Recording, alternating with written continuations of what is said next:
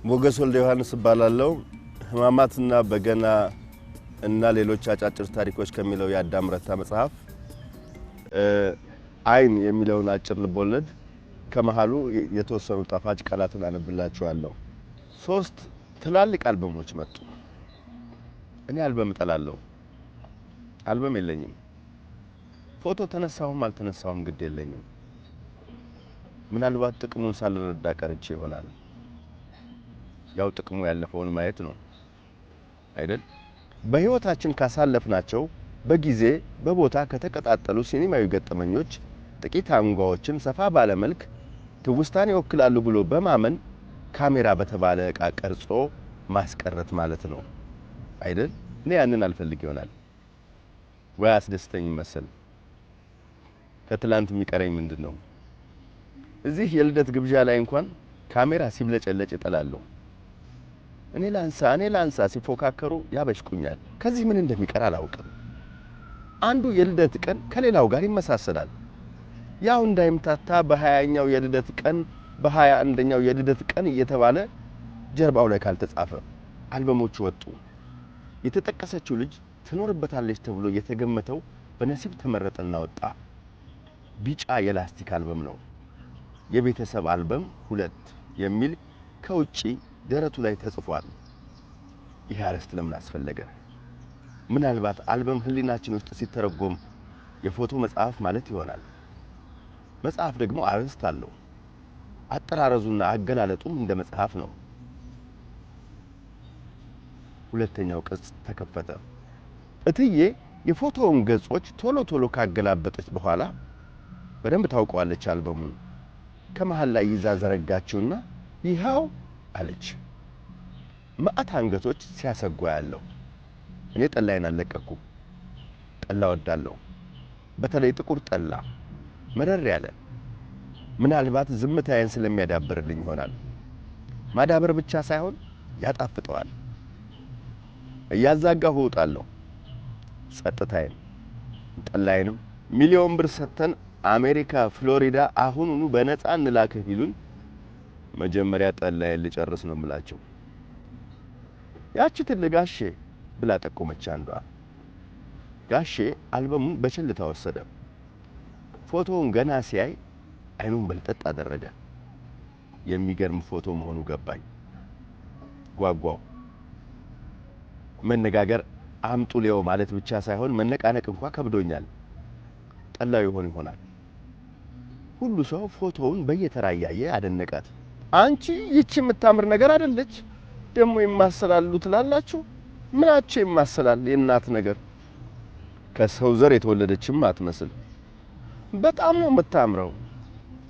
ሺ ኢዝ ኤ ቢዩቲ። ቦይፍሬንዷ የታደለ ነው። ቦይፍሬንድ የላትም። ውሸት። እንዲህ ያለ ነገር አታውቅም። ድሮ ከ2 ዓመት በፊት አንድ ጎረድረድ ያለ ባሪያ ነገር ጋር ስትወጣ ነበር ተለያዩ። የላትም። ቆንጆ ናት አይደል? በጣም። መጨረሻ ላይ ተራው ደረሰኝ። ከአንዷ ትንሽ ልጅ ስትደባደብ ከነበረችው አልበሙን ተቀበልኩና የሚወራለትን ፎቶ አየሁት። እውነትም ፎቶ ላይ ያለችው ልጅ ማየት ራሱ ደስታን ማየት ነው በአካል ተከስቶ። የዚህ አይነት እንግዳ አይነት ቁንጅና ይኖራል ብሎ መገመት ያዳግታል። ፎቶ ባለቀለም ነው። ትልቅነቱ 9 ሴንቲሜትር በ10 ሴንቲሜትር ይሆናል። የፎቶ ቀለም ጊዜ ገና አላደበዘዘውም። ልጅቷ መደገፊያ ላይ ያለው ወንበር ላይ ተቀምጣለች። የወንበሩ እንጨት እንግዳ አይነት ቀለም አለው። የሚያማምሩ እጆቿን መደገፊያዎቹ ላይ ጣል አድርጋቸዋለች። የወንበሩ እግሮች ጫፎች ሳር ውስጥ ገብተው አይታዩኝም። ከጀርባዋ ሮዝ ቀለም ያላቸው ጽጌረዳዎች ከዳር ዳር እንደ እድሞ ተጋርደዋል። ከዚህ የጽጌረዳ እድሞ በላይ ነጣ ያለ ሰማይ ይታያል። ዙሪያዋ መሬቱ ሳር ነው፣ በከፊል የደረቀ በከፊል አረንጓዴ። እሷ ጠይም ናት፣ ቅላት የተቀላቀለበት ጠይም። ከንፈሮቿ ጢቅ ያሉ ሊፈነዱ የደረሱ ናቸው። ባትስቅም ጉንጮቿ ላይ ደብዘዝ ብሎ የሚታይ ብትፍለቀለቅ በድምቀት የሚሰረጎድ ረባዳ አለ። አፍንጫዋ ቀጥ ብሎ ወርዶ ጫፉ ላይ ሲደርስ ላመል ቀና ይላል። አይኖቿ ትላልቅና መውጣት የፈለጉ የሚመስሉ ናቸው። አስተያየቷ ውስጥ ፈገግታ የዋህነት፣ አትንኩኝ ነገር፣ እያየህ ይሙት፣ ጨካኝ ቆንጆ ነኝ የሚነበብበት አይነት ነው። ሱዳሱድ ቅንድቦቿ ጢም ያሉ ናቸው። ግንባሯ ሰፋ ያለ ቸርነት የሚጋብዝ ነው። የሚሳም ግንባር ነው። የሚነካ ግንባር ነው።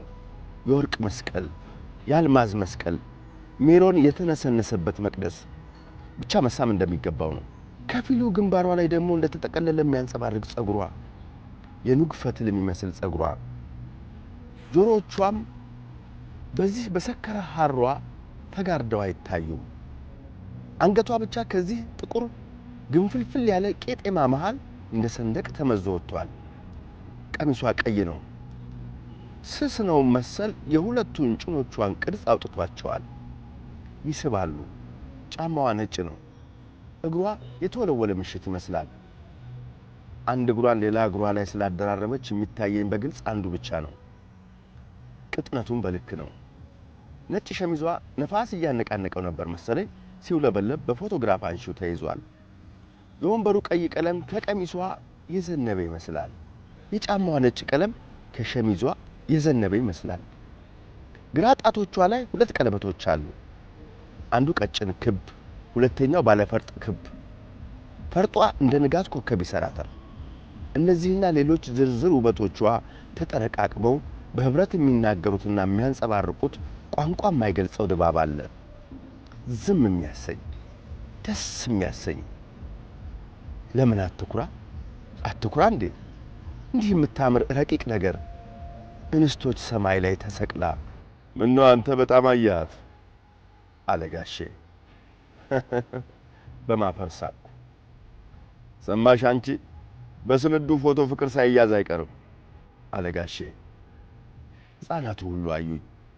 አልበሙን ጠረጴዛ ላይ መልሼ እንደገና አልኩ። የምን ነው? ቆንጆ ናት አይደለችም? አለች አክስቴ። መዋሸት አልችልም። በጣም አልኳት። ታዲያ ምን ያስጠብቅሃል? አለች። አክስቴ የዚህ አይነት ነገር ትወዳለች። በቤተሰብ ወንድ እንደምትወድ እናውቃለን። ወንድ ደግሞ በምትኩ ሴት ሲወድ ትወዳለች። ከባሏ በስተቀር እድሜዋ ከኛ ብዙ ቢበልጥም የዚህ አይነት ወሬ ሲወራ ያለ ማፈር ያለ ማግደርደር ከልቧ ትሳተፋለች። ቤቱ ውስጥ ትልቁ ረብሻ የሚነሳው በዚህ ጉዳይ ላይ ነው። አታርፍም። ባሏን እየጨቀጨቀች የቤት አስራ እሷ በከተማው ወረዳዎች የወንድ ቁንጅና ስትለካ ትውላለች። በዚህ ተራ ጸባያ ባሏን ይቅርና እኛን አስመርራለች። ፎቶ ላይ ያለችው ልጅና አሁን ቤት ውስጥ የተጣላችው ልጅ ይመሳሰላሉ ሲባል ሁላችንም ነገር እንደተጀመረ በትንሹ ጠርጥረን ነበር። ምን ያርግ ነው የምትይው አንቺ ደግሞ? አለ አባባ። ያብስላታ። ይህቺ ቆንጆ ስንት ፈላጊ አላት። መሀል ገብቶ እንዲጠፋ ነው። እሱን አታውቀውማ። እንዴት? ምን ምስጢር አለ ማናውቀው? ካፉ ቃል አወጣ። ሴት የሚያያትን ሳይሆን የሚያወራትን ነው የምትወድ። አታውቀውማ። ለሴት አፉ የማይከፈት ማን አለ? ወዳጅ እንዳለውስ ልታጣዩ ነው? ቢደረብ ምን አለበት?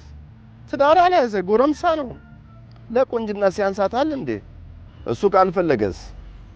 ካልፈለገ ፎቶውን ሊበላው ደርሶ በላምጣውት አልበሙን።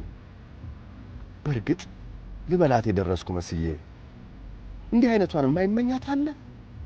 በጠላው የተደበረው ሰውነቴ ሲነቃቃ ይታወቀኛል። ድሮ መጀመሪያ ልጃገረድ ስስም የሆንኩት አይነት። ይቺን ግን በምስሏ ብቻ። ፖስተሯ በከተማ ዙሪያ መለጠፍ ያለባት ናት። በአደባባይ፣ በህንፃ ላይ፣ በመታጠቢያ ቤቶች ግድግዳ ላይ፣ አስቀያሚና ጉረኛ ሴቶች መኝታ ቤት፣ አውቶቡስ ላይ፣ ፎቶግራፏ በትንሹ የተሰራ ብዕር ላይ፣ ደብተር ላይ፣ ብርጭቆ ላይ፣ እሁድ እሁድ እንደ ንቅሳት ግንባራችን ላይ፣ ሸሚዛችን ላይ፣ ካኔቴራችን ላይ፣ መኪናችን መስኮት ላይ፣ ታክሲዎች ውስጥ፣ ጠረጴዛችን፣ ሹካችን፣ ጭልፋችን፣ ማንኪያችን፣ እነዚህ ሁሉ ላይ ፍጹምነት የተገነባባት ናት። ቀሪውን እናንተ አንብቡት።